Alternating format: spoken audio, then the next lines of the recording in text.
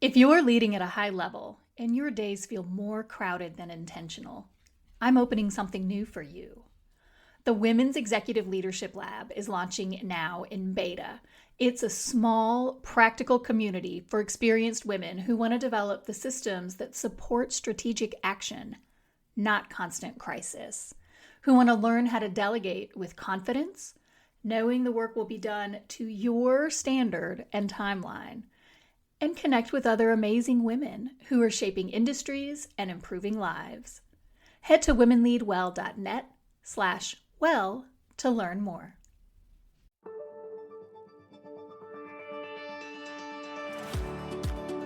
Welcome to Joyfully Unstoppable, the podcast for women who are ready to succeed without the stress.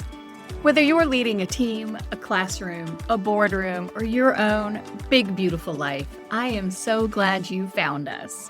I'm your host, Becky Ham, leadership coach, speaker, and founder of Women Lead Well. Join me each week for straight talk, practical tips, and a dash of encouragement.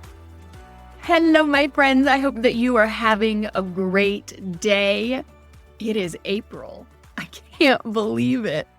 This year is going by so fast. This week, we are going to talk about chronic busyness, about the chaos that comes when you are doing 5 things simultaneously and back to back to back to back to back, always something on the calendar, no downtime, no white space. I see it all the time in the amazing women I coach. You perform at such a high level, you have such high capacity that you can do a whole lot of work, more than the average bear, right?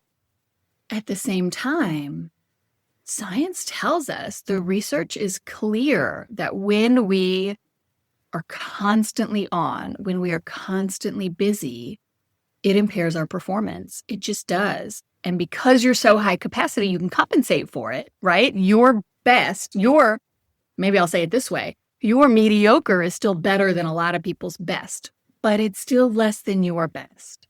And so that's what we're going to talk about today. We're going to talk about how chronic busyness affects your focus, so your ability to stay laser focused on what matters most, what's going to move the needle, what is the difference maker in whatever your profession is, whatever your task is at the moment.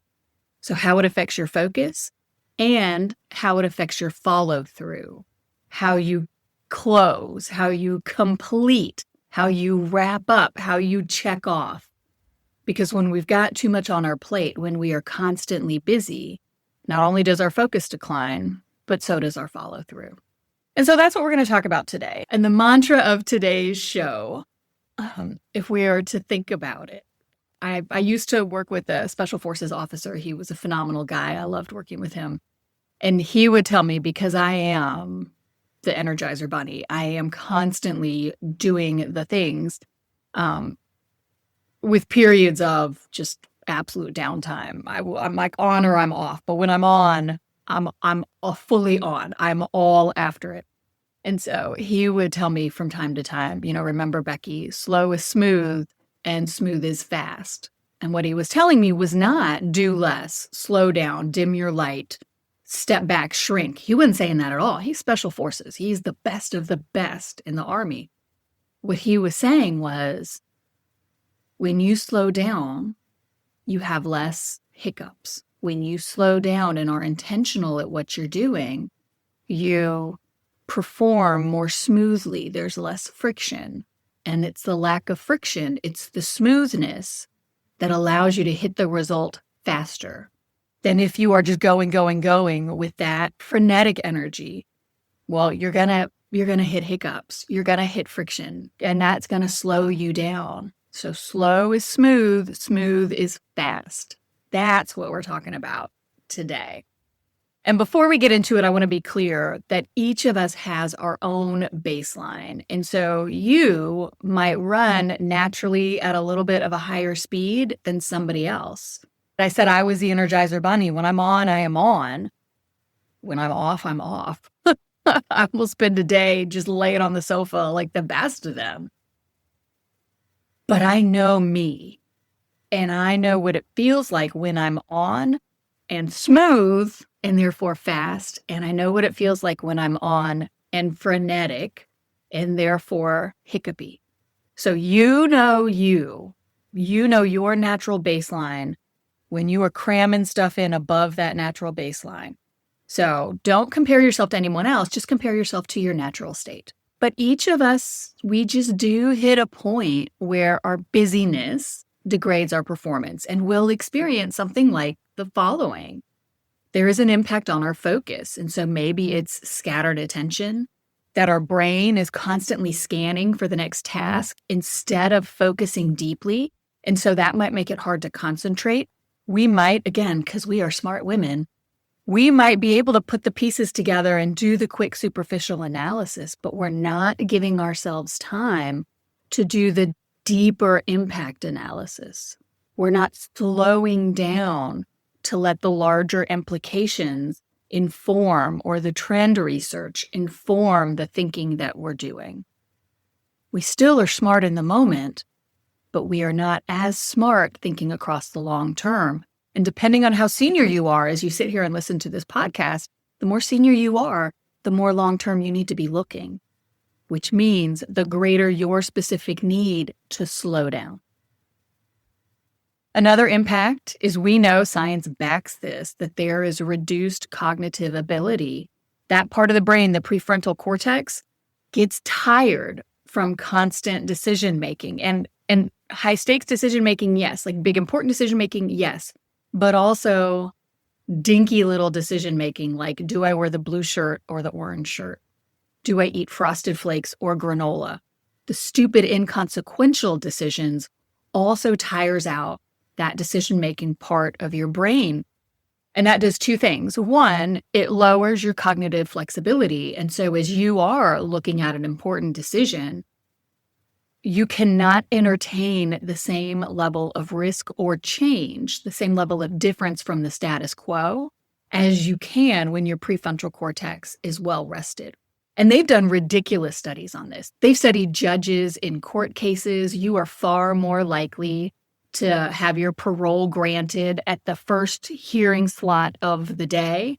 You are absolutely not getting paroled if you have the last slot of the day. And they have looked at thousands of judges, thousands of cases, and they have found this to be true. Why? Because the judge's prefrontal cortex gets tired out listening to all of the testimony from the lawyers and potentially the inmates themselves. And at the beginning of the day, they're willing to take the risk that maybe this person has rehabilitated and turned their life around. But that last slot before lunch, when their blood sugar has dipped and they've been listening to cases all morning, and really that last case of the day before they're done for the day, their brain is tired. Judges who have been doing this for decades, their brain is tired, and they are far less likely to parole because they are not going to take the risk that the inmate hasn't rehabilitated. There's no difference in the inmate. It is simply the cognitive flexibility of the judge and the decision fatigue that the judge faces. When you are chronically busy, when you pack your schedule full day after day after day, you lose cognitive flexibility. You just do. It's not a matter of will, and it's not a matter of your capacity. High capacity people lose their cognitive flexibility just the same. The more senior you are, the more important this is. Okay, next up, kind of going with cognitive flexibility, we're sticking with the brain. Memory issues. When you overload your brain, when you cram too much in there, when you don't do dumps, and I have a mental load reset guide. It's a free download. It'll be linked in the show notes. You can find it on womenleadwell.net. What we know is getting stuff out of your brain. So like the processing power of the brain isn't holding it, but it is externalized somewhere that you trust, that you have worked into your routine. I use paper and also I use Google. And so it's in my G Suite. I use the task managers for things that I dump. And so I've got the two places where I know that my tasks go. Why? Because if I were to keep it in my brain and rely on my brain to hold the information, all of those little open tabs, I wouldn't be able to remember things as well. And that could be, I wouldn't be able to remember an appointment that I had or a thing that I had to do, but I also wouldn't be able to remember a meaningful conversation I had with a client that can inform a future product I want to develop. or that so-and-so said something 2 weeks ago that's going to inform a decision that I'm going to make today. It's not just the stuff you have to do, but the associations between the people that you know and the information that you bring in that you as the leader need to be able to synthesize to then inform better decisions. You're losing that when you've got too much on your plate. So all of that is the impact on focus. What is the impact on follow through? I've talked about decision fatigue, but we can go beyond simply decision fatigue to straight up overwhelm. When the sheer volume of tasks stay at too high of a level, above your natural threshold, whatever that threshold is for you, that leads to exhaustion. That exhaustion over time wears down your energy stores. It's a degradation of your overall capacity. You don't have the energy, you don't have the oomph, you don't have the bank to complete the final crucial steps and projects, particularly because a lot of the things that we do, those final steps are one of two things. One, either super tedious because you are just drilling through to make that all of the I's are dotted and the T's are crossed, or the final steps are related to all of the outstanding challenges and problems that you've had over the course of whatever the project is that you're working on. And that takes a lot of mental energy. And so your ability to go that last mile well, to finish strong, is degraded. And when we feel overwhelmed, a natural response to that is procrastination, an inability to start, much less finish the tasks that we have in front of us because we just can't take any more. We're maxed out. When we experience decision fatigue, not only do we shut down any risk in the decisions that we face, we sometimes can just stall and refuse to make the decisions themselves. And sometimes that's okay. You don't want to rush to a decision. But we also know that a lot of decisions are time sensitive. And those delays, that stalling, that waiting, that not being ready to make the decision, that can have an impact on the options in front of you. And you might end up with less good options because you waited, because you stalled, because your brain was tired and you couldn't make the right decision in the moment. So that's the impact on focus and follow through, lowering your overall baseline, degrading your capacity. So all of that together, chronic busyness ain't cool. It is not good for you. It might be your MO. It might be how you got to where you are, but it is not serving you in your current role. It impairs your focus. It impairs your follow through. It degrades your emotional resilience. It induces cognitive overload, scattered attention, decision fatigue. So, what do you do? Well, you can't think your way out of chronic busyness. This is not let me just fix my mindset and it'll all be okay. No, you have to teach your brain and your body a new baseline. How do you do that? You train your brain and your body to be comfortable with less on the plate. And I can already feel the resistance, but I can't drop anything. Oh, but having everything on the plate is how I stay at high level. This is what it means to be in the role I'm in. No, it doesn't. No, it doesn't. Your outcomes, right? Your outcomes are what puts you in the room that you're in, at the desk that you're in. The value you deliver is what puts you in that room and sitting at that desk, not the quantity of stuff on your calendar or your to-do list. So I hear the resistance, and I'm telling you, no, ma'am. No, ma'am. You've patterned yourself to it. You have gotten used to it. You've habituated yourself to being busy. You are perhaps addicted to the busyness, but the busyness does not serve you. The busyness is holding you back.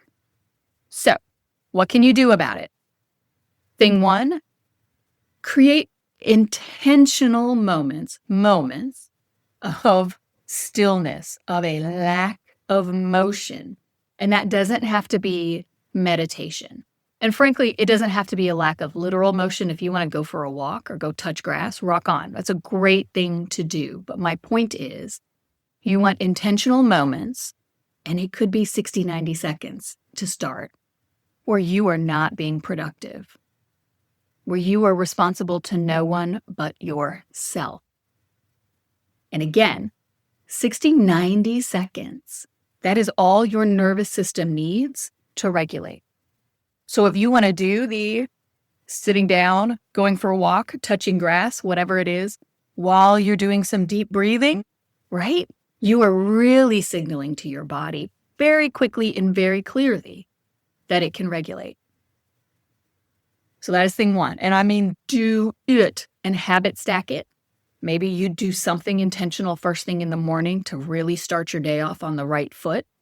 Maybe you take a minute over lunch, or if you've got any kind of a gap between meetings. I'm just trying to think through options that might work for you. But it's your life, you figure out what works for you.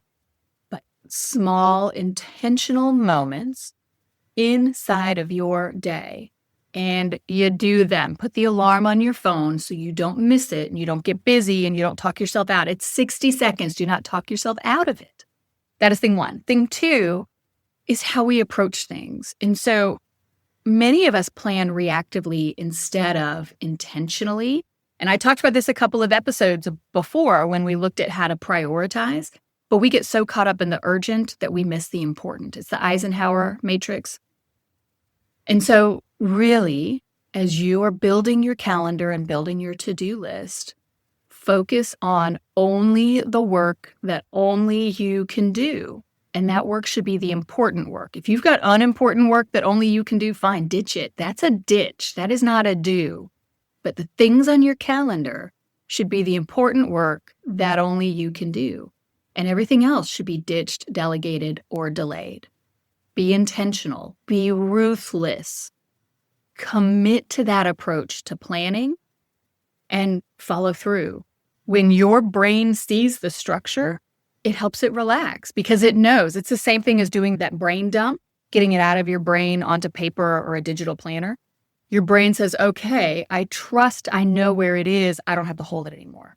The same is true with your planning. I trust the important work is going to get done because I see where it is on the schedule. I can relax. And when it relaxes, the good things happen. That's when the big ideas come. That's when the insights come. It's amazing. 3, I'm going to alienate some people here. I don't even apologize because it's true. You want to limit your multitasking. You want to focus on one meaningful task at a time. And let me be clear with this. I don't mean 24/7. Y'all, I'm not saying revolutionize your life and only do this all the time. No. Well, I would say that with the 4D framework, the ditch, delegate, delay, do. You should do that all the time. That's not just like every once in a while. Live your life that's your new normal going forward. I promise you'll be happy. But there are times when we multitask and there's nothing wrong with that and we can be effective and do it and that's fine, right? But what I am saying is that there are certain tasks and there are certain times when we need to slow down and just do one thing at a time and we will be more effective. Switching between tasks slows us down, creates the friction, is the opposite of smooth. Focus on one meaningful task at a time, particularly when that task is something that really does need your undivided attention, really requires your focus and the deep thinking. Next up, build some habits that reward call. You probably have a lot of habits that are built on energy, and this is a calmer energy. And so that would be walking. Maybe it's reading. Maybe it's gardening, right? With the seasons changing, that's possible. Maybe it's puzzles, whatever, to help the brain associate slowness with safety. Because it is highly likely that at least a small part of why any of us stay chronically busy is because we have associated the busyness with success. And that success is associated with safety. And so if we just keep swimming fast enough, we'll stay safe. Again, that works to a point, but the more senior you get, the less true that statement is. And so you want to start to teach your body, teach your nervous system, teach your brain that what has been working for you for decades is not working as well anymore. And that slowing down is actually your key to success. And then your safety. The key to this, the key to smooth is fast, is starting small. Don't pull your entire calendar apart. You're not walking away from your life. You're making a small little change. And you're getting used to that small little change. And then you're going to assess. And then you might make another small little change. All of that is going to improve your performance. That's the point. All of this is to improve your performance. Okay, next week I hope you'll join me when I ask, are you the bottleneck on your team? Sometimes we are and we don't even know it, so we're going to get into it. Are you stopping your team from them following through and hitting complete on their tasks? Now, if today's episode spoke to you, I would love for you to share it with a friend who's had too much on her plate. We need more women leading from alignment, not adrenaline. And please don't forget to like and subscribe. And if you could leave a review, I would really appreciate it. Also, you can always grab one of our resources. There's the 90-day leader development plan available on our website, along with free resources like the weekly reset routine and the mental load reset, both of which can help you overcome chronic busyness. Remember, joyful, sustainable, and authentic leadership is possible, and you deserve to enjoy every minute of it. Until next time, I'm Becky Ham, and this is Joyfully Unstoppable.